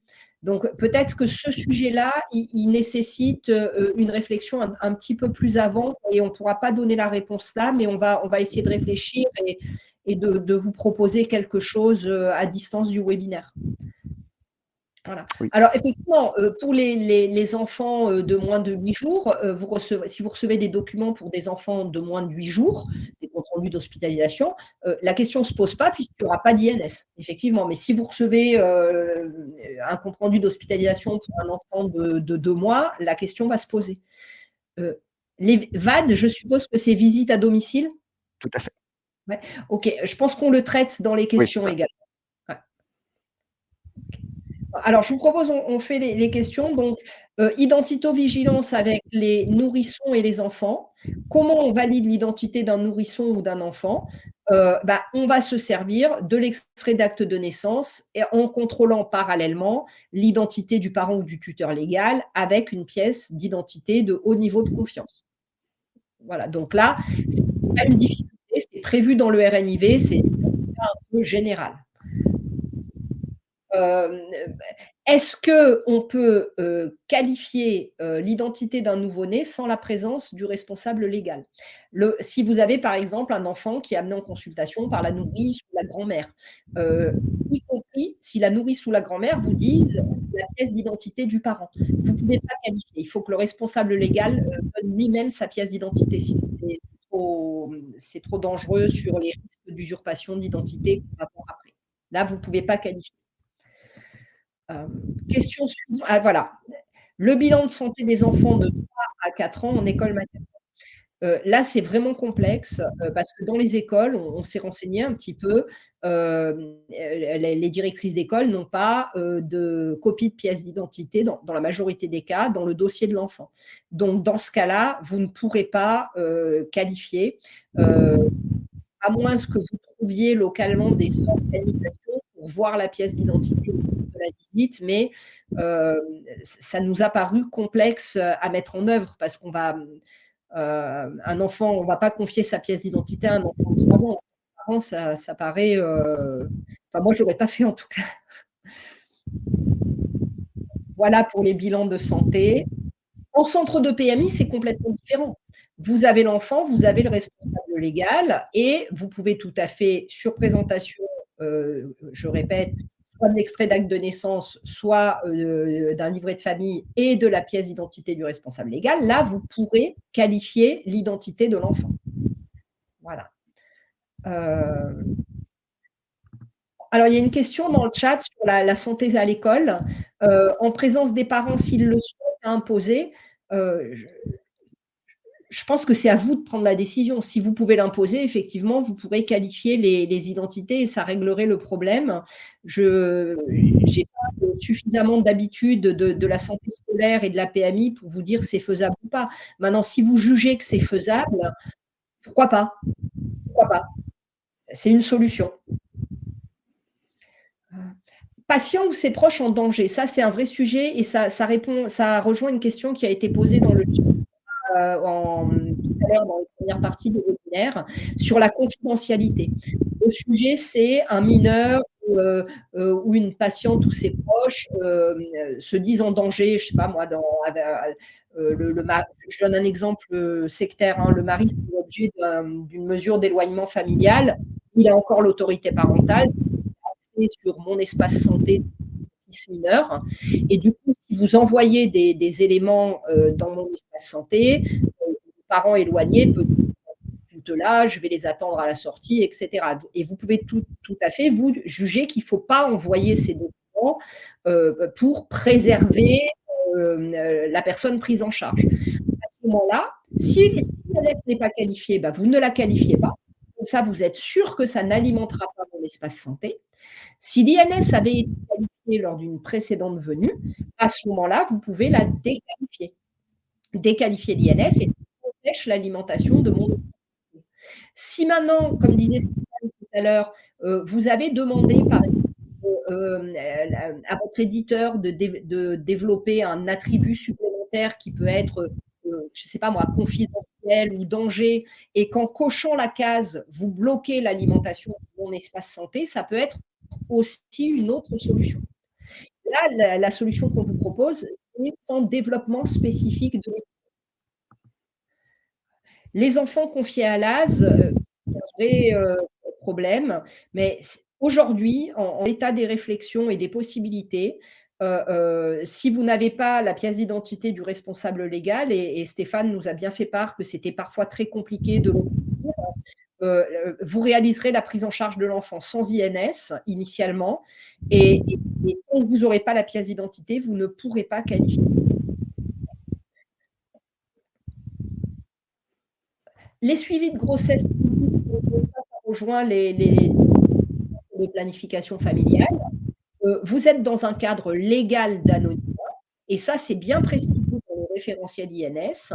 L'INS ne doit pas être utilisé dans le cadre légaux d'anonymat. Donc, vous utilisez, je suppose qu'aujourd'hui, vous utilisez une identité fictive dans votre système. Vous continuez à faire exactement la même chose. Vous n'appelez pas le téléservice. Vos pratiques ne changent pas dans ces cas légaux d'anonymat. Pareil, exactement la même chose pour la promotion de la santé sexuelle. Donc, je ne répète pas ce que je viens de dire, c'est un cas légal d'anonymat. Et la confidentialité, donc là, on revient au cas du mineur, ça revient finalement à ce que je vous ai dit sur l'enfant ou le proche en danger. On reste dans la confidentialité, donc soit on a une fonctionnalité spécifique qui nous empêche d'alimenter le DMP en cochant une case confidentielle, par exemple, soit on ne l'a pas, on déqualifie l'INS, ou si elle n'était pas qualifiée, on ne la qualifie pas. L'usurpation d'identité, je pense que c'est quand même une problématique que vous êtes susceptible de rencontrer. Donc, l'usurpation d'identité, c'est l'utilisation volontaire et frauduleuse de l'identité de quelqu'un d'autre pour bénéficier finalement d'un suivi auquel on n'aurait pas droit, ou on ne veut pas dire qu'on est en situation irrégulière sur le territoire, par exemple. Ça, c'est pas simple. Et c'est pas simple chez vous en plus, parce que souvent, c'est des enfants que vous prenez en charge, et les enfants, ça se ressemble. On fait décliner l'identité à l'accompagnant, donc c'est compliqué, c'est un sujet complexe, c'est déjà compliqué à l'hôpital, mais chez vous, je pense que c'est encore plus compliqué. Ce qu'il faut juste retenir, c'est si vous avez un doute, vous créez un nouveau dossier pour un autre patient, en mettant éventuellement suspicion d'usurpation dans le nom, pour être sûr de ne pas mélanger. Vous ne faites surtout pas appel au téléservice INSI. Vous pouvez utiliser l'attribut à ce moment-là identité douteuse et vous êtes sûr de ne pas faire appel au téléservice parce que ça interdit informatiquement l'appel au téléservice. Vous avez une fiche pratique qui a été proposée par le réseau des référents régionaux d'identitovigilance qui propose une conduite à tenir. En mobilité, donc les visites à domicile, on vient sur le sujet des visites à domicile. Vous pouvez tout à fait contrôler l'identité de l'usager à domicile. Vous vérifiez la pièce d'identité. Éventuellement, si vous avez en photo, pas sur un smartphone, mais si vous avez un service, vous la prenez en photo. Et ensuite, quand vous revenez à la PMI, ça vous permet de qualifier l'identité. Ça vous permet de valider et de qualifier l'identité. Peut-on utiliser la carte vitale d'une personne qui n'est pas présente à la consultation pour interroger le téléservice? Oui, imaginez que l'enfant est amené par sa maman à la PMI, sauf que ce n'est pas la maman qui a la carte de sécurité sociale à elle, c'est la carte de sécurité sociale du papa, et la maman est venue avec la carte du papa. Vous pouvez l'utiliser comme support, évidemment, pour appeler le téléservice INSI. Et si la maman a sa pièce d'identité, ça vous permettra de qualifier l'identité. Par contre, si c'est la grand-mère qui est venue avec l'enfant, vous pourrez toujours appeler le téléservice, mais vous ne pourrez pas valider l'identité et donc la qualifier. Une question qu'on nous pose souvent, c'est est-ce qu'à chaque fois qu'un nouveau professionnel va s'occuper de l'enfant, il faut refaire une opération de vérification de la cohérence des traits avec la pièce d'identité? Alors non, une fois que l'identité a été qualifiée, elle se fait, et c'est valable pour les consultations suivantes. Toutefois, en tant que professionnel de santé, si vous avez un doute sur l'identité de l'enfant, je prends un exemple grossier, il a doublé de poids en 15 jours ou ce genre de choses, à ce moment-là, il est tout à fait légitime et vous avez le droit de revérifier cette identité et de redemander la pièce d'identité. Vous avez tout à fait le droit. Voilà. Alimentation du DMP et de mon espace santé, puisque le DMP, finalement, c'est un peu le back-office du nouvel espace santé de l'usager. Qu'il faut alimenter systématiquement le DMP avec tous les documents. C'est vraiment au professionnel de santé qui doit apprécier si la donnée qu'il détient est nécessaire à la coordination et si donc elle doit alimenter le DMP. Écoutez, je suis super contente, on a réussi à passer tous les cas. Je suis désolée, j'ai été un peu vite, mais on voulait vraiment vous parler de ça. Par contre, je vois qu'il y a eu plein de questions. Je ne sais pas s'il y a eu des réponses apportées en direct. Alors, non, je pense qu'on a besoin de toi. Alors, il doit être prévu un questionnement systématique sur une éventuelle situation de danger à chaque consultation. C'est peut-être à vous d'estimer le risque et de décider en fonction de votre patientèle. Tout ça, ce n'est pas obligatoire. Maintenant, c'est à vous quand on met en place une nouvelle organisation, là, vous avez un nouvel outil, une nouvelle identité, finalement, c'est l'identité nationale de santé. Si vous estimez que dans votre patientèle, et c'est une patientèle à risque de situation de danger, vous pouvez effectivement prévoir un questionnement. Mais si vous estimez que le risque est très faible, vous n'êtes pas obligé de prévoir un questionnement. Il faut peut-être préciser, Manuela, qu'en identification primaire, le patient avec l'enfant peuvent passer et que le professionnel de santé, au moment où il est avec la famille dans le cabinet médical, peut tout à fait prendre la décision derrière, au vu des informations qu'il va recueillir dans le cadre d'une confidentialité, de demander au référent d'identitovigilance de dégrader la situation de l'enfant. Exactement. Et donc, de prévoir une petite procédure interne, qui on appelle, comment on peut réagir rapidement pour déqualifier, etc. Tout à fait. C'est ça qu'il faudra mettre dans la procédure. C'est ça qu'il faut travailler en amont dans les services de PMI, en fait. Donc, une question, la qualification de l'INS est réversible. Pour un épisode, par exemple, IVG confidentiel, on peut déqualifier l'INS le temps de l'IVG et ensuite on requalifie, c'est bien ça. Oui, vous pouvez. Il faudra juste s'assurer que quand vous requalifierez, votre système n'enverra pas au DMP tous les documents antérieurs. C'est simplement ça le point d'attention. Peut-on… Oui, alors du coup, Stéphane, tu viens de répondre à la question de Charlotte Stuber. Je ne reprends pas. En cas de décision de non-transmission des éléments de santé d'un enfant par l'un des parents, l'autre parent peut-il mettre en cause les services pour non-transmission des éléments de santé? Est-ce une décision que seul un des parents peut prendre? Alors là, c'est très juridique comme question. Moi, très honnêtement, je n'ai pas de réponse parce que je ne suis pas juriste. Je pense qu'il faut, là, il faudrait vraiment, je ne sais pas, Christelle, Margot ou Stéphane, si vous avez des éléments de réponse là-dessus. C'est sûr que la décision pourra être attaquée. Après, le juge peut juger légitime cette décision compte tenu de la situation de mise en danger, mais je n'ai pas de réponse là, je suis désolée. C'est un des éléments qu'on va travailler au département des Yvelines avec nos juristes, puisqu'on va mettre en place un protocole et il faudra l'avis des juristes pour avoir la validation de ce protocole spécifique de déqualification. Donc, on pourra apporter des éléments de réponse à ce moment-là. Alors, après, nous avons une question sur quels sont les délais pour qualifier et déqualifier une INS. Le délai, finalement, il est induit par le délai dans lequel est produit le document de santé ou est transmis le document de santé à mon espace santé.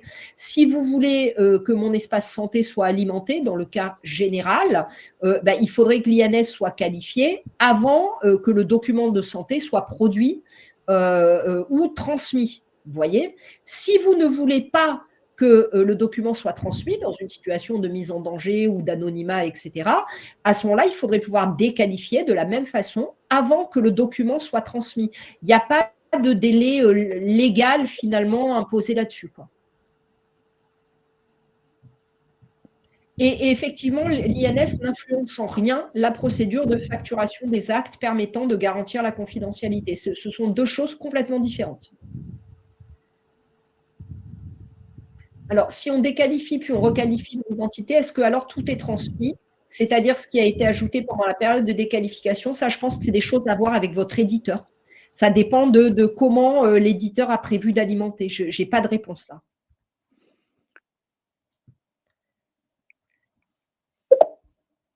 Est-il prévu que cette information arrive dans les flux de déclaration de grossesse ou de naissance? Vous parlez de l'INS qualifié, Monsieur Sanson?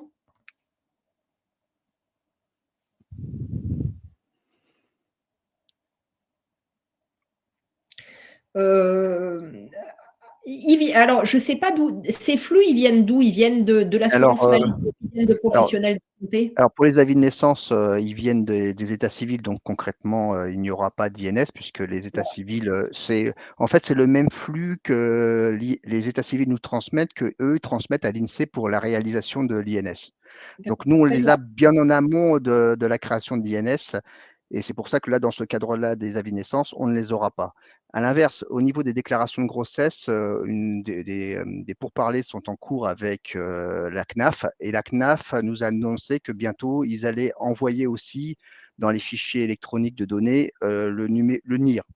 Donc, on aura presque une information, comme ce sont des femmes majeures, on aura presque l'information en fait de l'INS qui arrivera. Maintenant, comment traiter l'information, c'est ça qu'il faudra voir avec nos éditeurs en fonction de leurs outils et de leurs interfaces qui permettent d'intégrer ces informations dans le logiciel. Alors, sauf que si tu n'as pas l'OID du téléservice, ça ne sera pas une INS, tu auras un NIR. Tu auras un NIR. Et après, on revient sur la déclaration de grossesse. Faut-il appeler le téléservice ou pas? Si vous n'avez aucune chance de voir la patiente et de pouvoir qualifier l'INS parce que vous n'aurez pas la pièce d'identité, à mon avis, ce n'est pas la peine de se mettre du travail supplémentaire.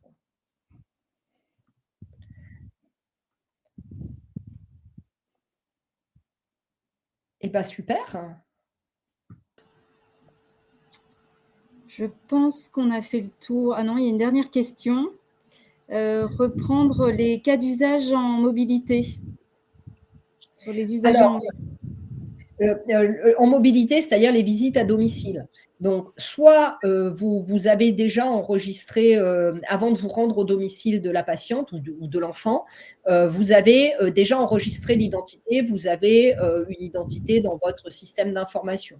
À ce moment-là, au domicile, il vous suffit de contrôler la cohérence de cette identité, parce que je suppose que quand vous vous rendez au domicile, vous avez un document papier avec le nom, l'identité, l'adresse, ne serait-ce que pour savoir à qui vous adressez.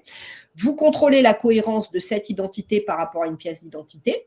Et quand vous revenez à la PMI, ça vous permet de valider l'identité. Vous faites appel au téléservice et vous avez une identité qualifiée. Vous pouvez le faire après être revenu du domicile. Alors, les femmes enceintes mineures, si elles sont dans le couvert d'anonymat, on reste sur l'idée de ne pas qualifier l'INS pour ne pas alimenter mon espace santé, de façon à ce que les parents ne puissent pas avoir accès à des informations qu'ils ne devraient pas voir. Et pour si c'est une femme enceinte mineure dans un cadre classique, on revient dans est-ce que je peux valider l'identité ou pas? Est-ce que j'ai une pièce d'identité, soit de la patiente, soit du responsable légal? Et puis, il y a une dernière question, mais alors ça, c'est plus d'usage. Est-ce que tout doit être transmis au DMP? En fait, on part du principe que les documents intéressants et utiles, ce sont les documents qui vont être intéressants pour les autres acteurs de la prise en charge. Donc c'est surtout ce sont ces documents-là qu'il est intéressant de partager.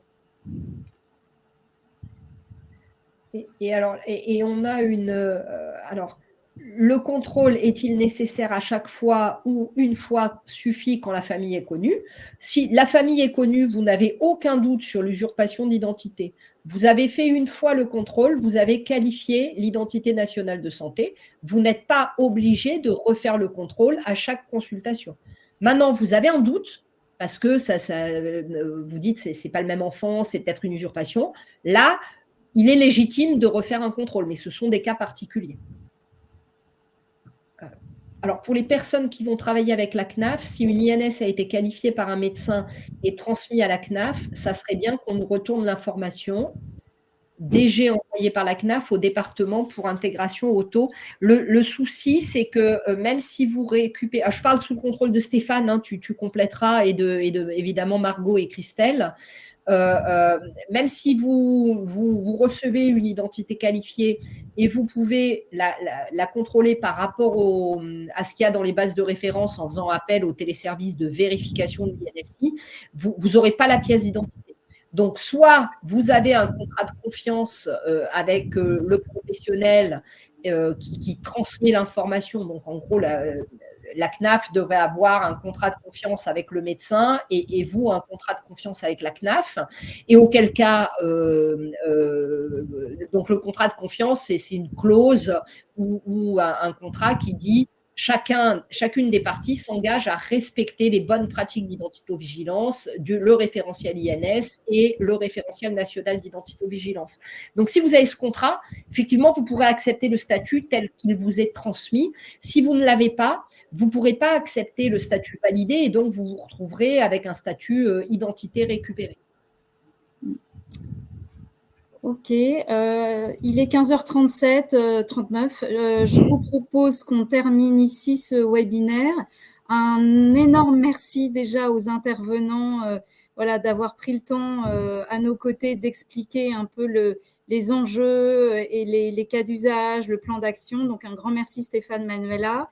Merci aussi à tous pour vos questions extrêmement précises et pertinentes. Ce qui nous laisse penser que vous êtes très intéressés et mobilisés pour la mise en œuvre de l'INS. Donc, merci beaucoup. Donc, évidemment, même si c'est, on va dire, obligatoire depuis le 1er janvier 2021, on a bien conscience du travail qu'il y a à faire dans vos régions, dans vos départements. Donc pas de panique, en effet. Simplement, je pense que c'est important quand même d'engager les travaux dès maintenant, si ça n'avait pas été débuté. N'hésitez pas à vous rapprocher de votre éditeur aussi dès maintenant. Vous voyez bien qu'il y a des éditeurs qui sont déjà engagés et bien engagés dans les travaux, donc ils peuvent vous aider aussi à vous approprier l'INS. Vous rapprocher si besoin votre référent Identito. Bien entendu, l'équipe INS, hein, Margot et moi, on est aussi à vos dispositions. Il y a beaucoup de ressources à droite, à gauche. Donc voilà, on vous laisse le temps de digérer toute cette information-là, de revenir vers nous. Et un grand merci voilà, à vous tous pour votre mobilisation. C'est très intéressant. Merci beaucoup. Merci.